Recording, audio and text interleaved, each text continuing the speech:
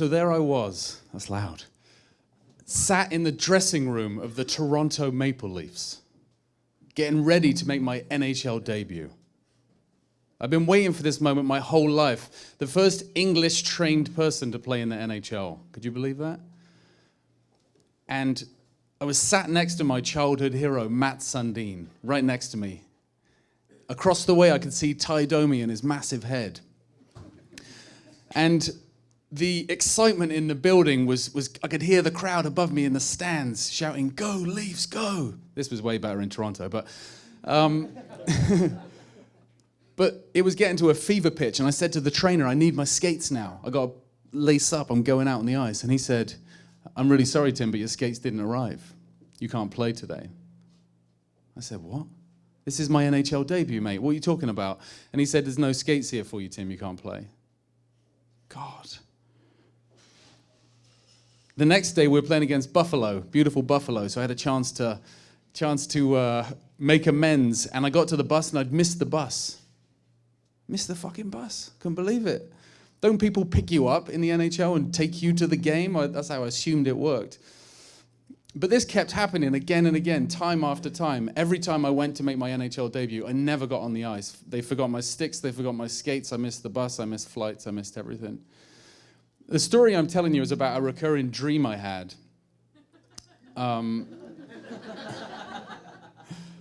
had this dream, I literally had this dream once a week, once every 2 weeks from when I was about 18 years old until I was about 35. Same dream, different variations of not getting on the ice. I'm going to come back to that dream a bit later on. When I got into work, when I got into sales, Winston talked about my meltdown, which I'll share with you in a moment. But when I got into sales in the first place, it was very much a culture of just make loads of cash, big piles of sweaty cash. We don't care how you get it, just make 100 phone calls. If they're not interested, hang up and phone somebody else. Right? That was the game I was in. It wasn't like this is for meaning, or you should care about what you do, or you should love it. It was just like do more, be more productive. And so I did, and I was pretty good at that. Every Friday, our boss would come in, and he would bring in his Ferrari, and he'd say, "Right, whoever does the most deals today, you get the Ferrari for the weekend. Whoever does the least, you have to wash it." And we'd all stand at the window and laugh at them as they washed it, unless it was you washing it. But that was the culture, and they would send us away on President's Club trips. We'd fly to the British Virgin Islands. We'd go to Barcelona in jets and do all those kind of cool things. So I was very conditioned. Even my dad would phone me up and be like, "Hey, Tim, how's work going? Did you get another promotion? Have you got a nicer business card yet?" I wanted the American Psycho business cards with gold embossed lettering on it. That's what I was striving for. And as I kind of got into my career, about 10 years in, I started to feel this weight on my shoulders. I started to feel this pressure to perform, because anybody who's ever been in sales knows you're only as good as your last month, right? So the 1st of April, my boss will come in and say, "Good job last month, Tim. We all went out and celebrated and got drunk. But this month, not only have you got a bigger target, but you've got, more responsibility, more accountability." And I grew up in that environment to being a vice president of a technology company, and the pressure was getting too much. Along with the pressure, I also bought a bigger house, bought the house I could afford, not the house I needed, that old chestnut. Thanks, mortgage agents, that's brilliant. So more debt, another car, kids in private school, living the life. So now I need like 15, 20 grand a month just to pay the bills, so to speak. And then I've got my wife and kids saying, "Dad, stay home, don't go to work today, it's snowing outside." And my boss would be on the phone saying, "Why are you not here yet, Tim? Get in the office." And I kind of created the perfect storm for this to come out. I flew one day from Toronto to London to go and do a sales presentation to a new client. And I did what all good English people do when I arrived. In preparation for the meeting, I went out and got shit-faced. Should have gone to bed early, really, but that was never the plan. So we just went out and drank a lot, did my kind of classic move, which was to fall asleep fully clothed. I then wake up at about 3, get ready for bed, and sleep for a few hours. So I did that, woke up the next morning with a terrible hangover, straight into Starbucks, double espresso, get on the train, go to the meeting, and then stand in front of the room, looking at all these faces, and experience this feeling which I've never felt before in my body. I thought in that moment I was having a heart attack. because anxiety wasn't something that was in my vernacular. So my heart started to race, I started to sweat, I started to get sort of dizziness, like vertigo type feelings.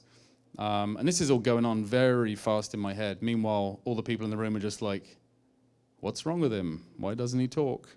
And I just wanted the ground to open up and swallow me up. We've probably been there to some extent in our lives where we just want to disappear. And I just wanted to literally run. And so I did. I kind of fast walked actually, but I went out of the room and I was in like a high security IT building. So for somebody who's having a panic attack, if you can't escape, that kind of makes it worse. So I went over to somebody, borrowed their key card, went into the washroom, splashed water on my face, and kind of all those years of suppressed stress and build-up were kind of starting to come to the surface. It's kind of like an underground volcano which then erupts. And that was my day of erupting. And from that moment on, for a couple of years, I was highly sensitized, where every day I went into the office, my stomach was churning. And now I believe that anxiety is a representation of us being out of alignment in our lives. So the more out of alignment we are, the more anxious we'll be. And so I'd go into the office. I remember one day interviewing this lady, and she sat there, and I started sweating. I was the VP interviewing her. I started sweating. This is weird. Reversed. And she looked at me and she said, "Are you all right? You look really nervous." And I was like, hang on a minute. I'm doing the interview. Carry on. But that's how bad it was. She obviously didn't get the job because couldn't let the secret get out. I had to keep that one on lockdown. So, but yeah, it was kind of like scrape through the day. Don't let anybody find out I've got anxiety, and try and keep all of the plates spinning over here so that the old ego doesn't get damaged. And eventually I couldn't do it anymore. Eventually I went into I actually had a conversation with a friend and said, am I broken, or is my lifestyle making me anxious? And super stressed all the time. And he said, change your lifestyle and see what happens, which is actually pretty obvious, but at the time when I was in it, I couldn't see that. So I left my job, started to invest in myself. I used to be about 40 pounds heavier than I am now, so I started to go to the gym and care about what I ate, and I was like, oh, okay, so all of these things make a difference. This is after I went the traditional route, which was take medication, which made me feel worse. And see psychotherapists, some of which were like very comforting, but it wasn't enough for me. I needed change. I often say stop coping and start changing, because I needed something to actually change in my life. And for me, that was implementing some of these things. So that's what I did, and that was I took some inspiration from that, in that I needed to give something back, and I needed to tell my story and kind of get more of it out there into the world. And that's what kind of got me on this mission to talk about my anxiety, talk about my situation, talk about everything I went through, to the extent where I started a podcast about it, because I kind of started talking to my friends and they were like, that's interesting, you should talk more about this. And so I did, until I went on and did a podcast about it. And what I find now is that every time I talk about it, people come up to me afterwards and they're like, yeah, me too. And it's very comforting from the point of view that we all struggle. Humans have a negative bias. And what that means is that in order to survive thousands of years ago, we were looking for things to be scared of. We weren't looking for rainbows and unicorns. We were like, there's a tree broken in the woods. What the fuck was that noise? Is that a saber-toothed tiger, right? We didn't think, is it an Easter egg hunt? So we're predisposed to look for the downside, which means that we're also very hard on ourselves when things go wrong. And that was me to a T, extremely hard on myself.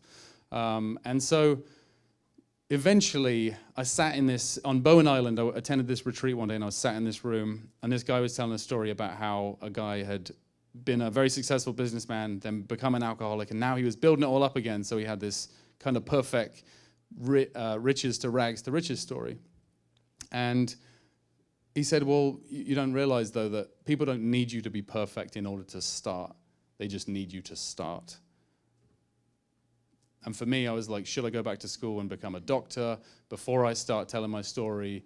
And the answer was no, I should just start telling my story. So that's what I did. And the day that I've heard that, I kind of had this like rush of endorphins in my body. I went back on the ferry, went back home that night, laid down in my bed, and I had the dream again. Same dream. Except this time I got on the ice. This was the same day that I committed to myself internally to do something different. I got on the ice. This time I must have been playing for Pittsburgh because Mario Lemieux was on my line. And Mario passed me the puck as we skate down the ice. I take a shot. He kicked it out. I got the rebound and scored that goal. And I reached the puck out the back of the net, skated back to the bench, tears in my eyes. And that was so powerful for me that it woke me up back here on Earth in the real world. I woke up with goosebumps all over my whole body, in a kind of euphoric state that I knew inside I was onto something. And that was the night my dream came true. Thank you.